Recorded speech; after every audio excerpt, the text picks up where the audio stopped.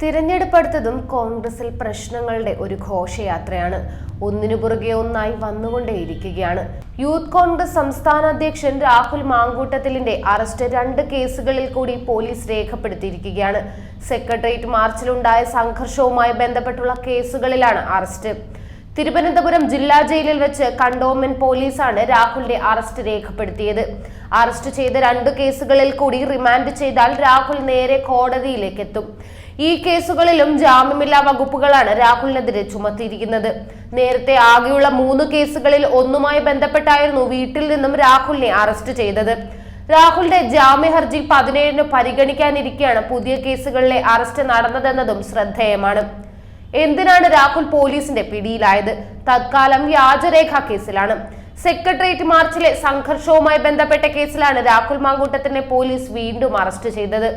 അടൂരിലെ വീട്ടിൽ പുലർച്ചെ എത്തിയായിരുന്നു രാഹുലിനെ പോലീസ് അറസ്റ്റ് ചെയ്തത്. അപ്രതീക്ഷിതവും അതിലേറെ നാടകീയവുമായിരുന്നു പോലീസ് നടപടികൾ.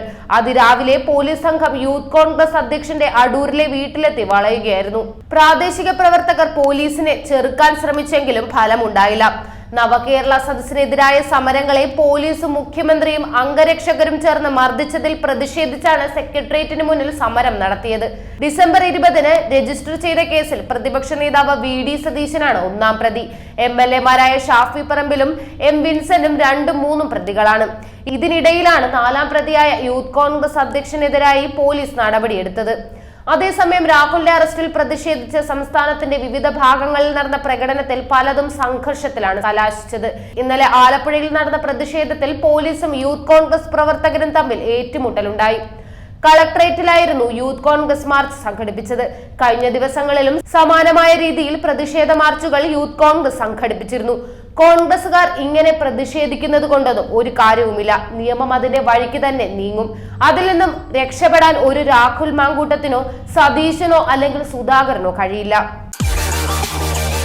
കൂടുതൽ വാർത്തകൾക്കും വാർത്തകളിലെ വസ്തുതകൾക്കും ഈ ചാനൽ സബ്സ്ക്രൈബ് ചെയ്ത് ഫോളോ ചെയ്യുക.